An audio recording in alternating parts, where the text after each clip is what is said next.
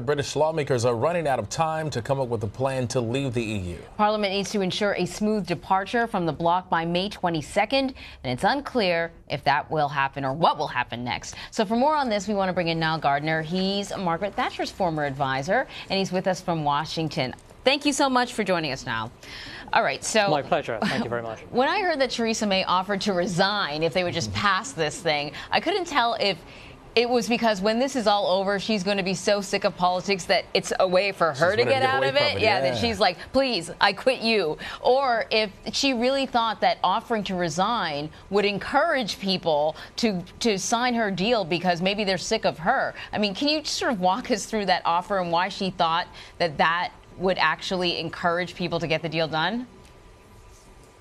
Well, it's a very good question. I think that the Prime Minister came to the conclusion that most of her own party really don't want her in power as Prime Minister anymore. And that includes, I understand, most of her own cabinet.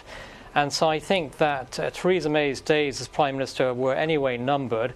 And in a last-ditch effort to secure support for her EU withdrawal agreement, she pledged to stand down ahead of the second phase of negotiations with the European Union. So I think this was the right move by the Prime Minister. I think her position was increasingly untenable.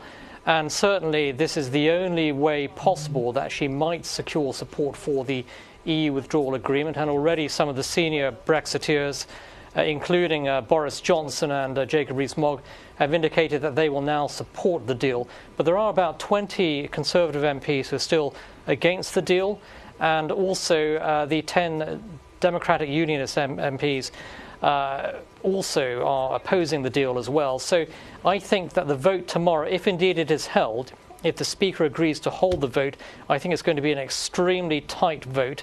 And bearing in mind that the EU withdrawal agreement negotiated by Theresa May with the European Union is not a particularly good deal for the United Kingdom. It's a very weak, poor deal. It's deeply unpopular with her own party, but many MPs are going to take a deep breath and vote for the agreement just in order to get the UK out of the EU by May 22nd. So now, after several failed attempts, what's causing so much division? You just spoke about it among Parliament that's leading to this gridlock among lawmakers with the EU.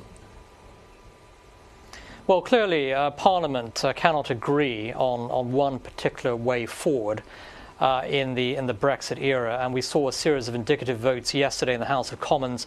There was no majority support for any of those options, and we'll see tomorrow whether there is indeed a majority on the third attempt for Theresa May's EU withdrawal agreement.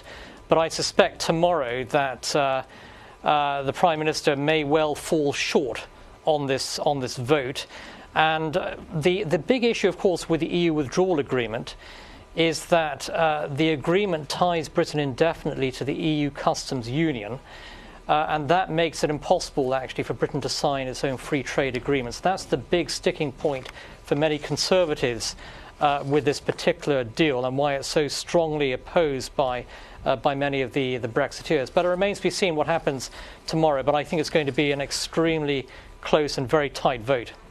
You know, Niall, a few months ago when we talked about Brexit, the idea of a hard Brexit, exiting without an agreement, it seems sort of like, an unlikely occurrence, that something was going to happen and the deal would be worked out. But increasingly, it seems like an option that may actually play out. Do we have any idea what a hard Brexit would look like in the UK? Well, I think there still remains a very real possibility of a hard Brexit, a no-deal Brexit on April the 12th, if Theresa May's deal does not go through. And what that looks like is that Britain basically immediately crashes out of the European Union, exits the single market and the customs union. There's no transition period in place. And Britain basically trades with the rest of the world under World Trade Organization terms. Now, there have been very detailed preparations in place, put in place by the British government. Also, every European Union country is preparing for a no deal, and the European Commission declared earlier this week that all preparations are in place for a possible no deal. So I don't think the sky is going to fall in if Britain leaves under a no deal. I think that it will largely be business as usual. There may be some temporary disruption in some areas, but I think that in the long term, Britain will do absolutely fine under a no deal, and the whole of Europe is preparing for that scenario. So it's not going to be the sort of disaster that many of its critics have warned. Very interesting, Nile. Yeah. Thank you very much. Nile Gardiner. Well, thank you. My pleasure. Thank you.